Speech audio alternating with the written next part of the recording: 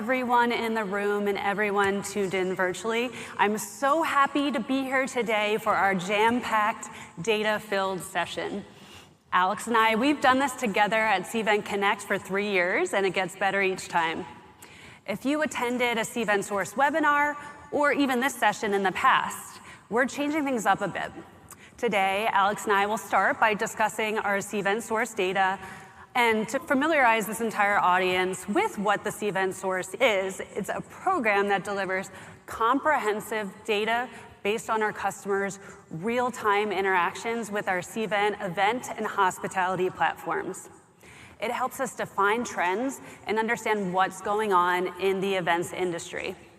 So after we go through the source data, we'll introduce a panel of experts, that's why you see the chairs behind us, who are taking us through the PULSE survey. So do you want to tell us a little bit about what the PULSE is, Alex? Yes, so the North Star Cvent Meetings Industry Pulse Report is a survey that we run every 2 months, giving insight into evolving planner sentiment, including the state of meetings and events.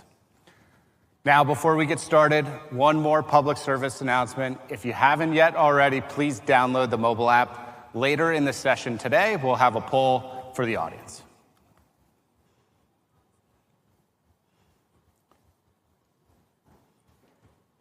Okay, so let's talk about the powerful network effect.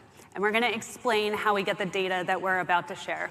And it's all based on the powerful effect our technology creates. It's what we like to call the Cvent ecosystem. We're going to start with the event cloud on the left.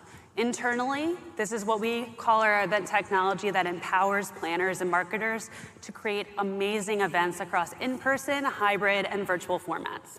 We have 145,000 active planner users who sourced 3.1 million total group RFPs last year.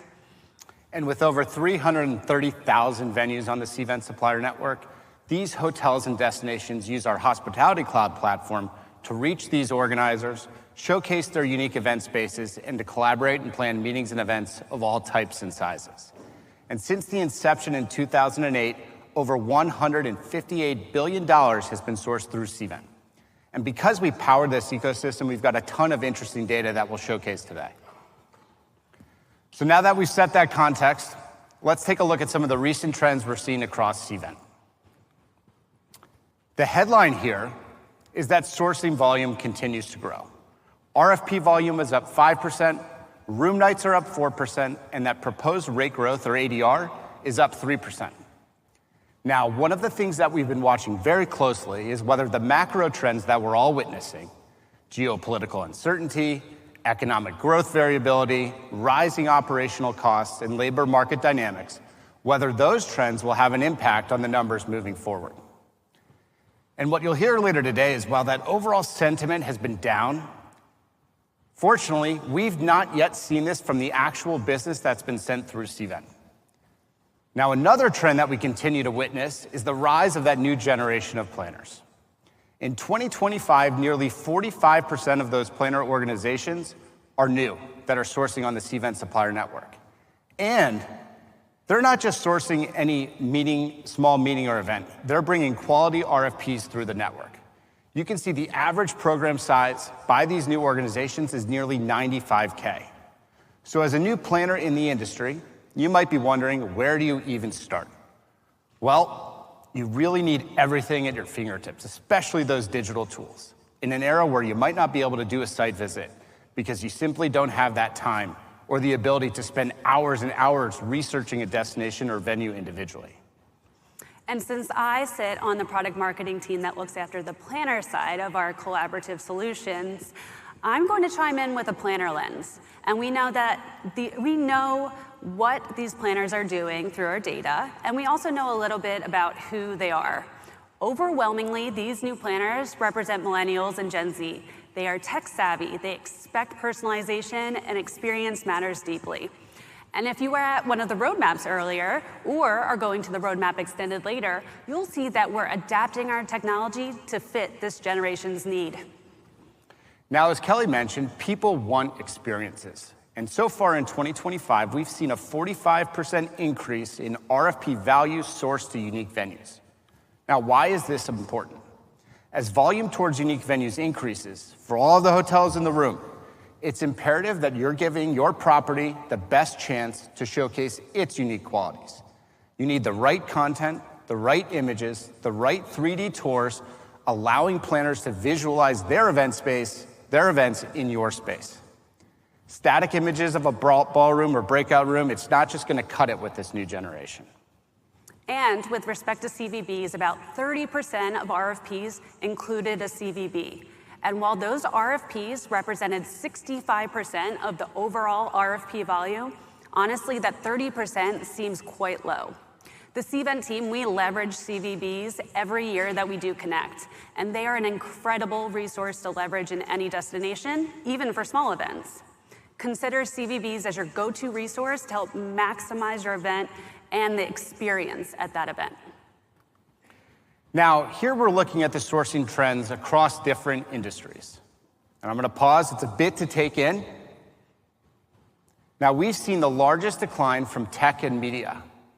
And while other industries like life sciences and financial services continue to grow, this will be another interesting trend to monitor over the coming months to see if any of those macro trends we discussed earlier are going to help shape what's happening with the numbers moving forward. Now, from left to right, you will see those cities that have received the most room nights to date in 2025, with Dallas-Fort Worth leading the way.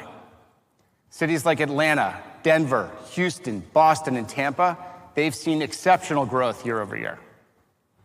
And we can't talk about popular cities for events without mentioning Cvent Top Lists. We just launched our 2025 list that highlights the top hotels and top destinations across the world. In North America, 4 out of the top 5 hotels, they were in Nashville, which is a popular city. You can see it appearing towards the left of the slide. Atlanta was the number 5 top destination in North America, and that aligns with the growth that we're seeing here. And if you want to see more of the list, or you're a hotel or destination and you want to see where you rank, check out the Venue Sourcing Challenge in the Innovation Pavilion area, and you can get more information. Now, one other interesting finding is that planners, they're not just looking at the US for their events. International meetings are back. In 2025, nearly 1,700 US planners have sent an RFP to more than 95 countries, representing more than 1.4 million room nights. That's really exciting to see, and we know nearly all regions, including the Middle East and Africa, Asia, and Australia, are all up year over year in terms of sourcing volume. And we know it's a lot of effort to create the perfect event, and I'm sure you all know too. And it's more important than ever to make sure you're getting the best fit venue for your event. And we can see how that's playing out on the Cvent Supplier network. On average, planners include 10 venues across 8 brands for just 1 RFP. And in return, 6 venues will bid, 3 venues will turn down, and 1 will not respond. And since planners are not always getting enough responses, the RFP has to be sent to another batch of venues about 40% of the time.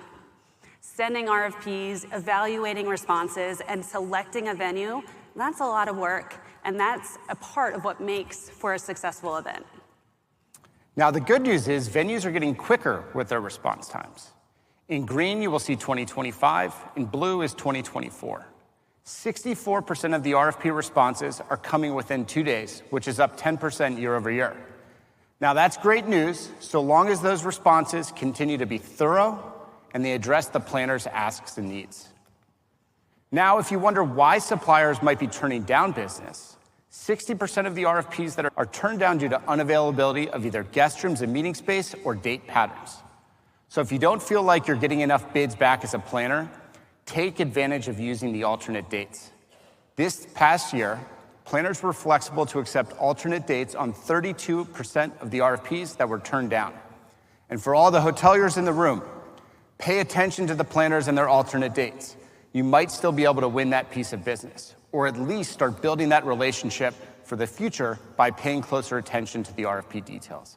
And it's simple tips like this that can really help create that better ecosystem. Here's a fun fact. The pre-event process from event created date to event start date takes 183 days on average. That's half a year of planning. And during that time, event organizers, they have to do a lot.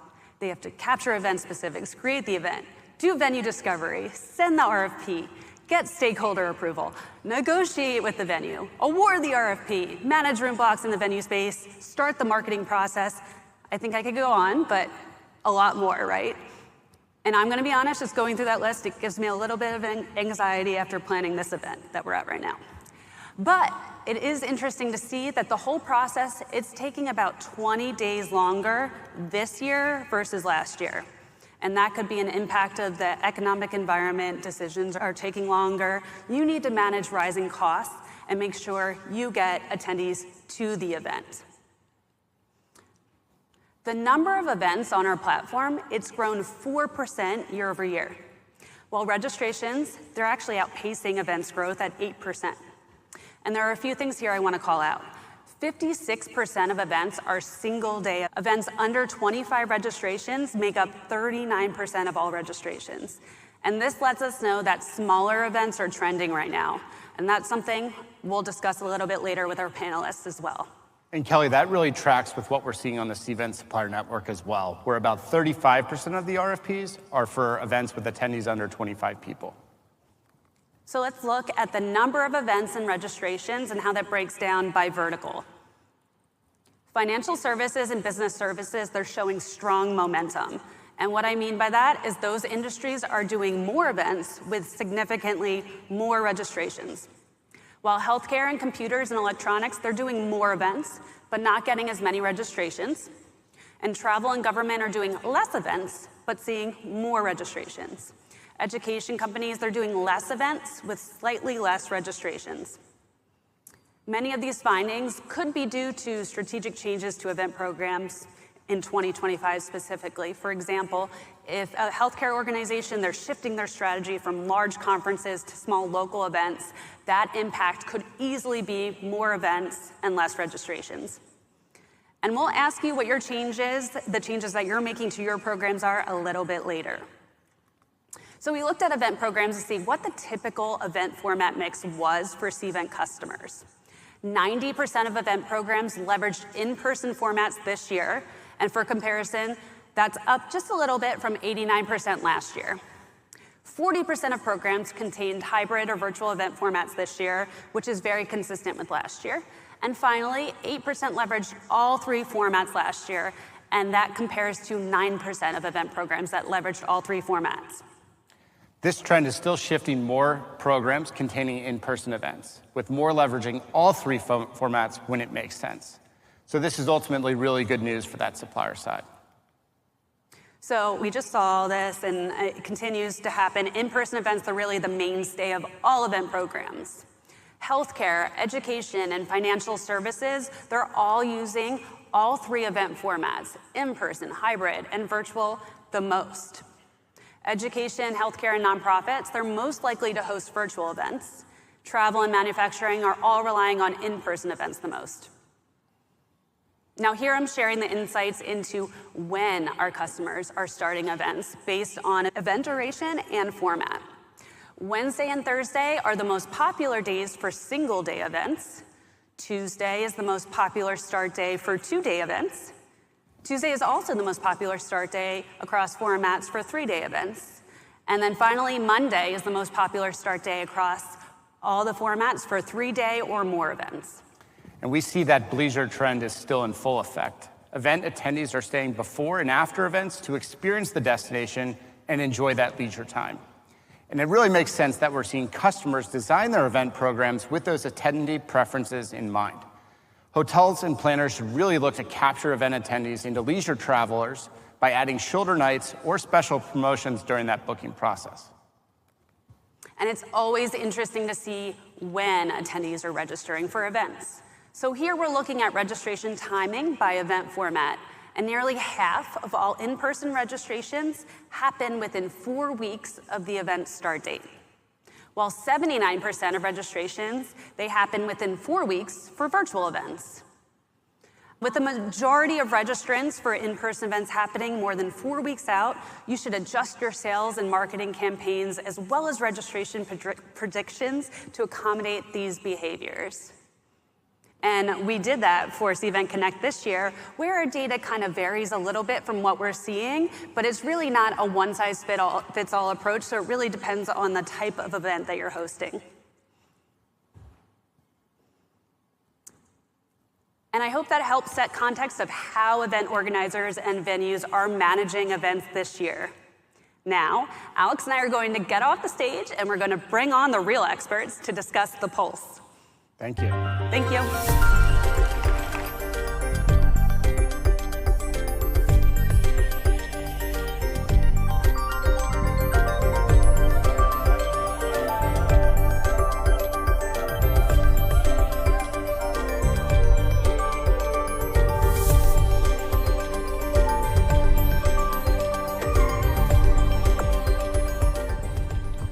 Well, hi, everyone.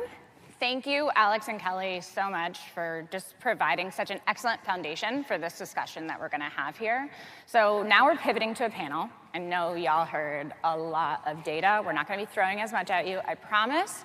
We're basically going to take that data along with a little bit more data, and we're going to see how those trends align with the broader industry shifts that we're seeing across our industry. So I'm Jaimi Welch. I am the content marketing manager at Cvent, and I'm gonna be your moderator.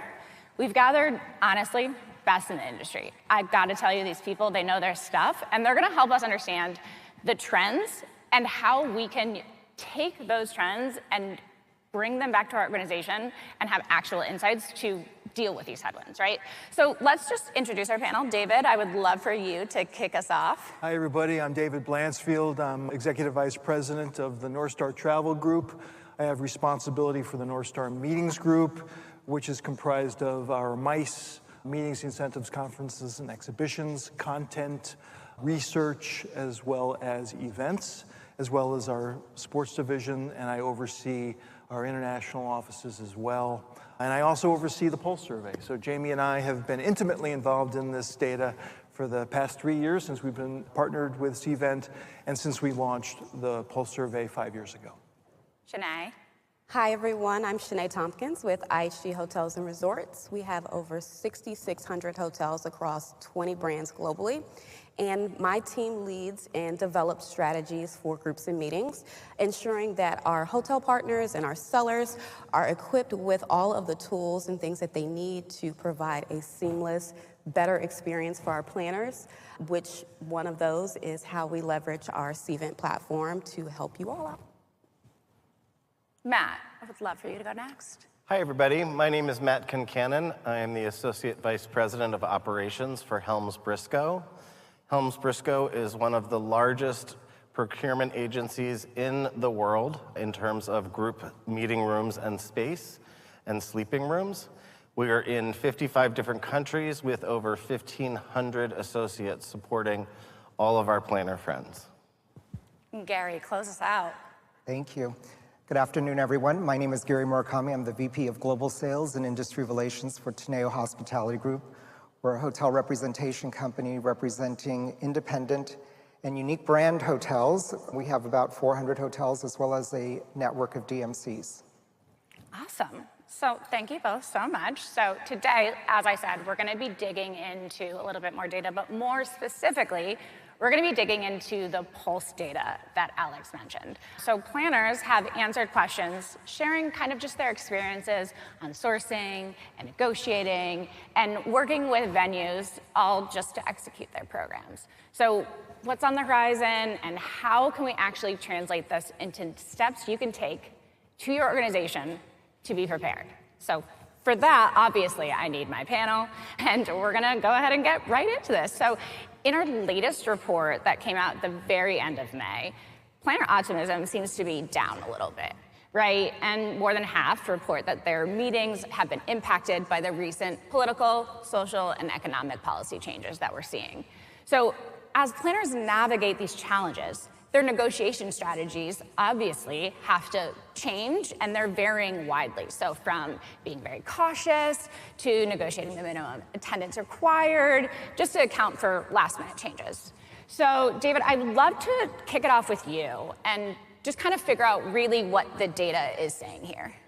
Well, you know, Since COVID, the industry has been on a roll. I mean, there's been no denying that the positive mojo, the positive momentum has been ongoing, even with, economic headwinds and, geopolitical issues that have been impacting, the whole economy and our outlook until March, when the March 25 survey went into the field. It was right during the week of Liberation Day when the tariffs were first announced, and the extent of the tariffs were first announced, and the general business media was beginning to speculate about the impact that it would have on business in general. So we saw, general optimism. The question is, what is your outlook? How has your outlook changed for your meetings and events? And we're talking about hundreds of planners. March, we had 600 planners in North America. We had close to 400 planners in Europe and APAC participate.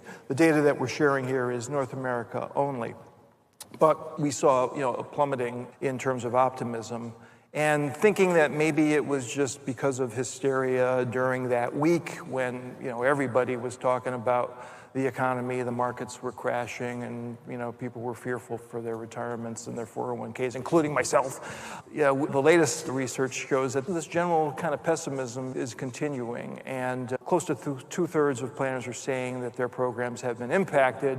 And I think most importantly, their programs have been impacted more so along attendance lines, and as well as, kind of policy changes that are impacting their programs.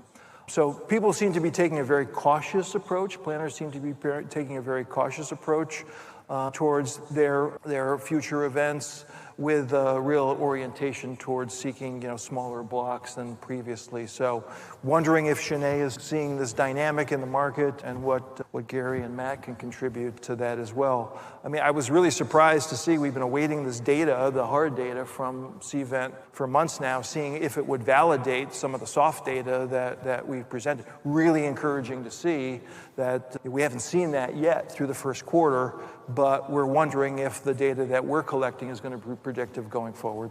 One thing to always keep in mind, right? The Pulse is a sentiment survey. So we're asking people what they expect, what they see happening, whereas our Cvent Source data is historical. This is what has actually happened, right?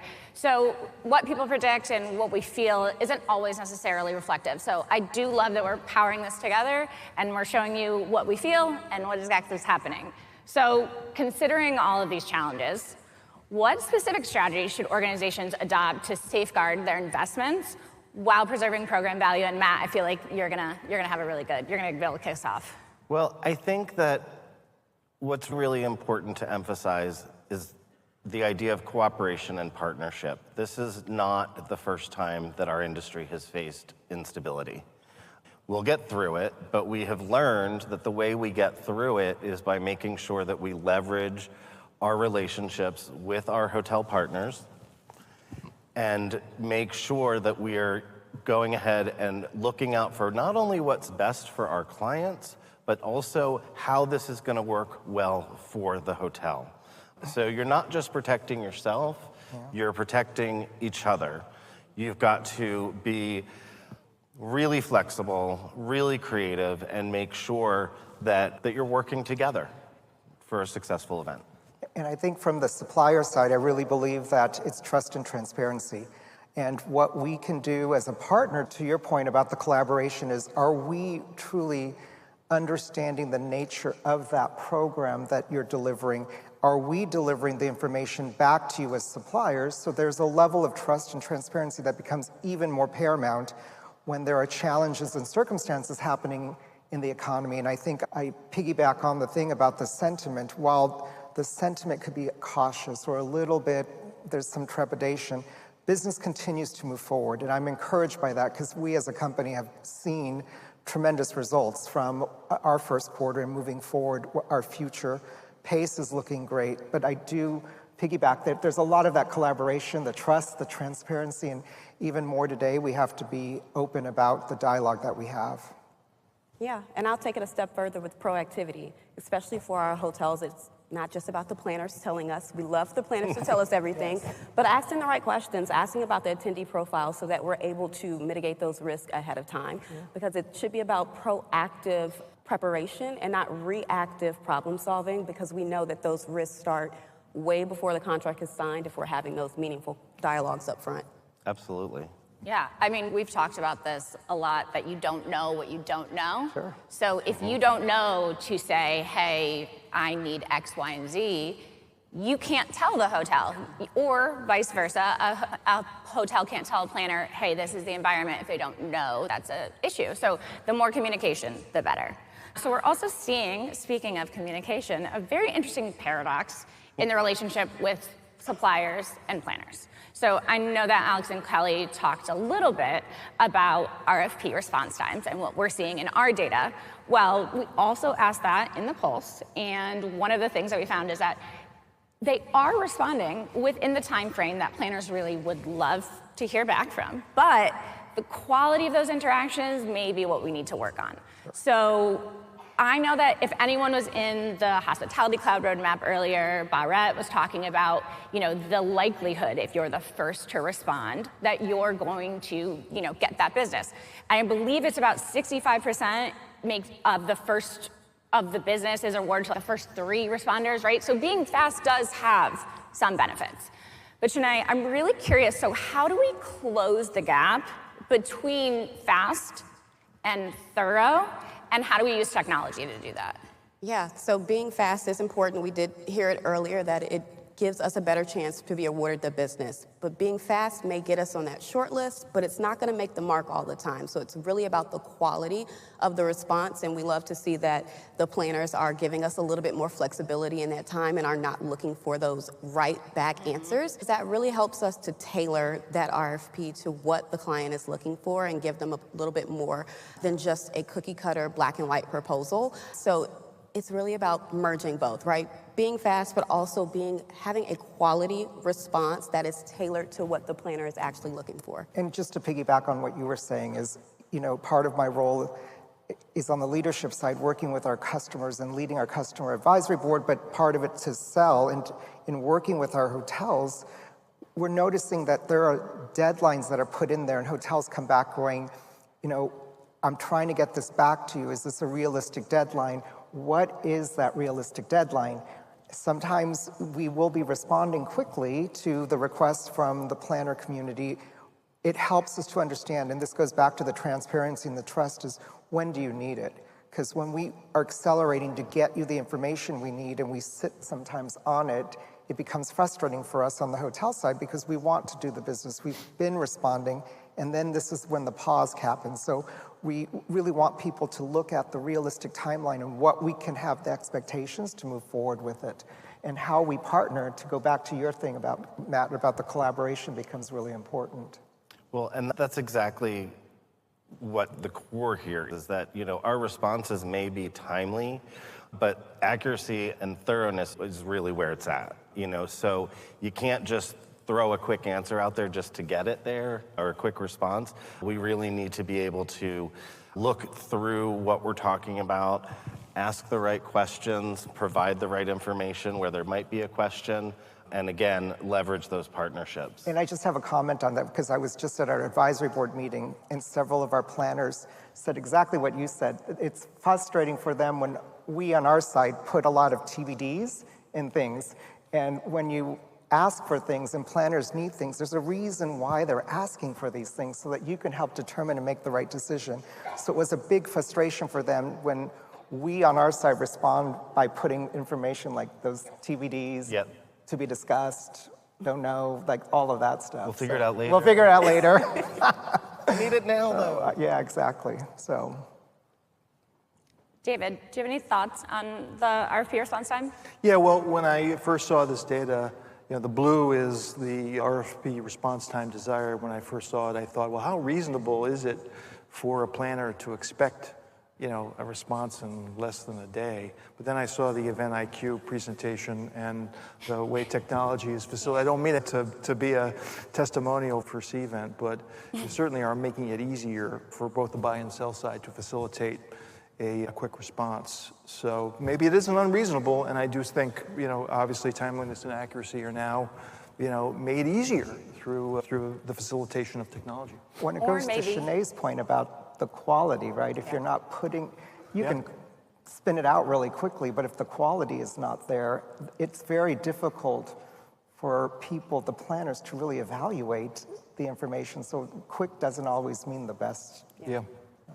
But apparently, if you work with Cvent, you're going to be quick and Quick thorough. and What thorough, I'm right. hearing from Okay. you, All of David. So clearly, we got to get these Pulse planners to be, customers. So moving on, we're seeing a shift as well in attendance expectations. Again, expectations. So more planners are expecting less attendees. I think it's down about 16% compared to October, what they expected. And then in EMEA, planners are saying they might be less likely to bring groups to the US.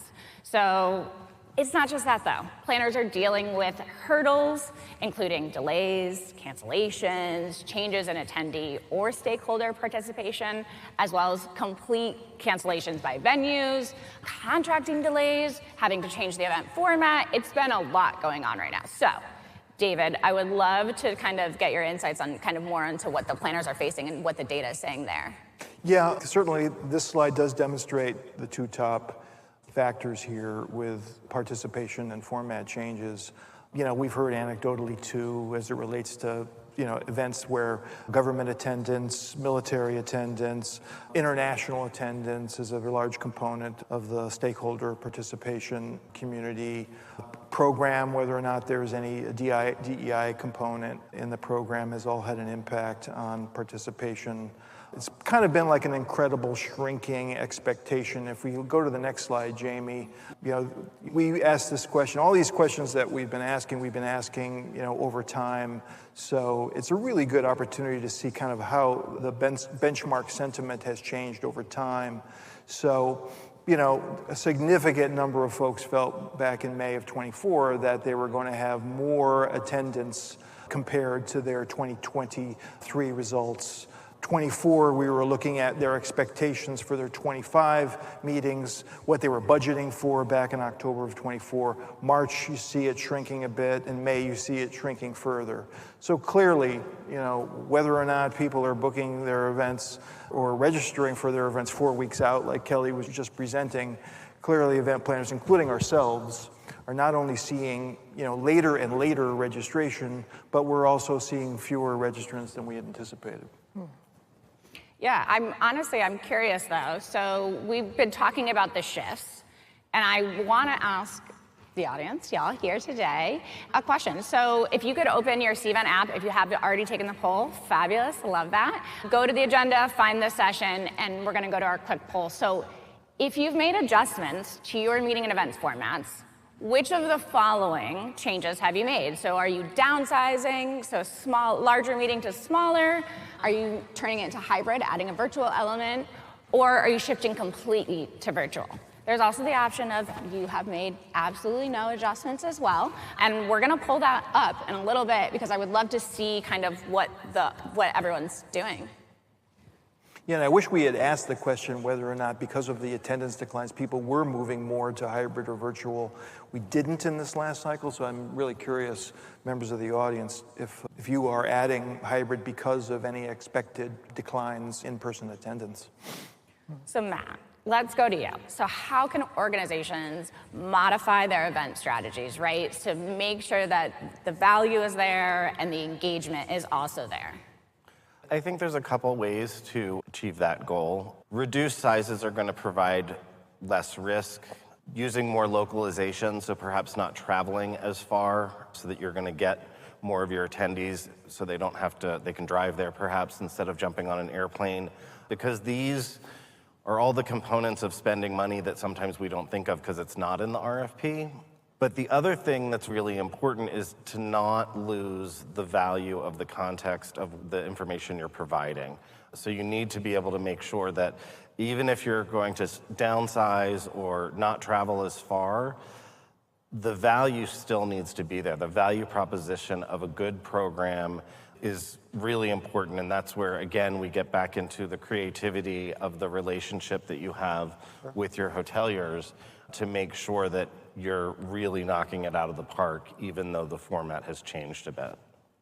Yeah, and we're really seeing a shift to those smaller, more intimate groups, and it's helping us to be a little bit more creative, right? Be a little bit more creative in those smaller programs and making sure we still have a value in those face-to-face programs. And even in the terms that we do with contracting, they may be a little bit different. We may have those smaller blocks, but we're having more flexible terms or adding some more concessions in there because those programs really matter for the future when all of this is kind of behind us. And speaking as hotel people, I know that we always ask our hotels, and our hotels ask of our clients the history, but we have to go beyond just the history. We need to understand more deeper, because if they are planning different localized events, where are they coming from? What's the attendee profile?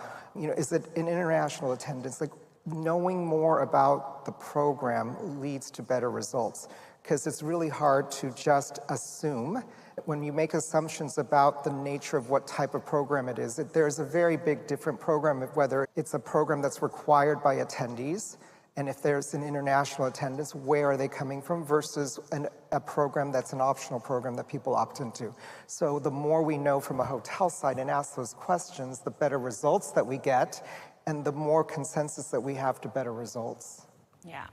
All right, so I'm curious what the audience had to say about this poll. So we're gonna go to the results, hopefully, maybe, I don't know, let me check. So, looks like, I'm just gonna pull it up myself because I would love to get this. Oh, there it is. Wow, that's so small. Oh my God, it's tiny, right? I'm like, y'all. we're like leaning in. 41%, I have not made adjustments. No one's making adjustments. David, why don't you're our data guy, you take it over. You have great eyes. Well, 41% say they've not made adjustments, while 22% say that they have gone hybrid or they're adding virtual elements to their in-person meetings, which is pretty interesting. See virtual shifting to almost exclusively virtual, it's a small number, 6%. 20% downsizing a large meeting to smaller regional meetings, to your point, Matt. So that's the results of this poll. Does this poll also include the virtual audience, or is it just? Yep. It does, cool. Yeah. Great. So, and by the end, we'll have kind of a updated number. I think that's a little bit different than we kind of predicted that it might turn out. Sure. So that's interesting. Yeah. I'm surprised by that 6% on the Thought it was gonna be 0? Yeah. I thought it would be much lower, because we've learned that the value of virtual just is not the same as face-to-face. We've also learned that it's not cheap if you want to do it right. So that's definitely a surprise. It's still encouraging for us to look at it, to see that we all still appreciate the face-to-face, because I think Yes. we do understand, and Cvent was talking about it earlier, about the importance of that. And we're Yeah. all here today in the audience. Definitely, and I think it's encouraging also to see the hybrid, in that event organizers are not leaving out their communities who cannot, for whatever reason, participate. So, I mean, they're going to be coming back. Yeah. So you want to continue to engage them and demonstrate that they're important to your communities. It's like you guys are part of this panel and knew it was coming up. We are gonna talk about the power of in-person. So we know that the benefits of face-to-face meetings are kind of unparalleled, right? You build connections, you have engagements, you network, you build memories, it fosters a community. It's hard to replicate that fully online, right? So to enhance the effectiveness of these face-to-face gatherings, planners are really focusing on strategies that increase networking, all the things that I mentioned, right? They really want to get attendees involved. It's about that unique element that Kelly and Alex mentioned earlier. So that's a really important element. But also, we need to obviously demonstrate ROI to our stakeholders. So Shanae, how do we do that? How do we make sure these events are getting their maximum engagement potential, but in the most effective, cost-effective, time-effective, employee efficiency, numbers, et cetera, way? Yeah, it's about creativity and providing that unique experience, right? You can't do what we're doing in this room here and what they've done in the Innovation Pavilion and what they're going to do on the trade show tomorrow over Zoom. So that is the power of face-to-face. But we do know that our planners do have to have an ROI for having that. And so as a hotel community, it's about getting creative with something that's just not a regular meeting that you can do over Zoom, right? It's about creating more team building opportunities that you can bring into your hotel venues, or something you can curate in your hotel restaurant that you can't do anywhere else. And so it's really about getting creative and providing that experiential piece to what those programs are. So I've been preaching the creativity and the value of face-to-face on this stage and everywhere I go, because you can't underestimate the value of the accidental networking, whether that's sitting in line at Starbucks or, well, last year I had a really fun one. Here, there was a petting zoo, which, you know, wow, there's a petting zoo. And I found myself with a tortoise in my hand, and I look over, and Reggie, that Reggie, is standing there with a tortoise in his hand, and I'm like, how you doing, Reggie? And it wasn't a formal meeting, it wasn't planned, it wasn't scheduled. We had a lovely chat with our tortoises in our hand. You can't beat that. So I wanted to say that. The other thing that's important too about these experiential pieces, referencing back to what was said earlier on the stage about the median age of our planner community and our audiences. Their expectations are different. You know, a formal setting like this may not fit for them as well as perhaps playing with turtles.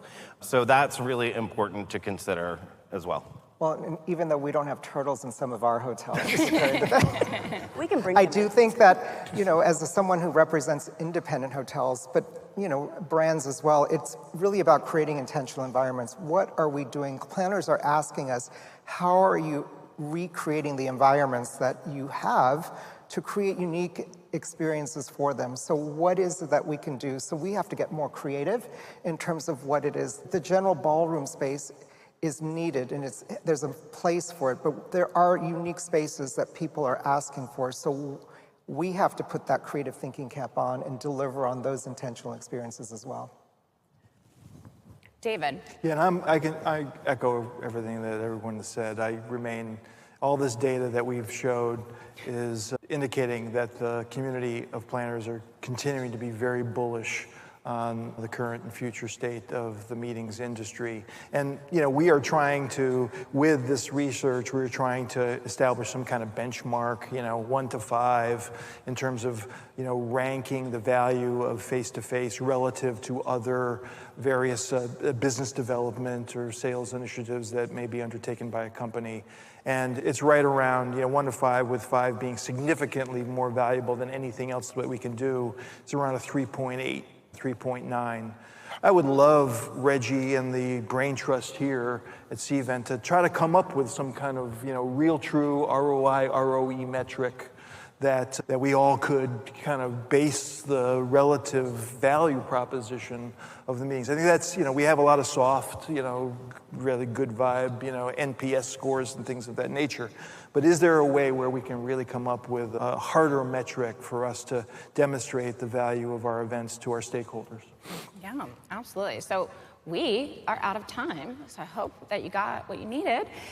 What I'm hearing really is overshare, share again, ask questions, then ask more questions, communicate, Yes. communicate again, and it's just share, be transparent, ask, be curious. Did I get that right? Is that kind of the You got it all okay? right. Fabulous.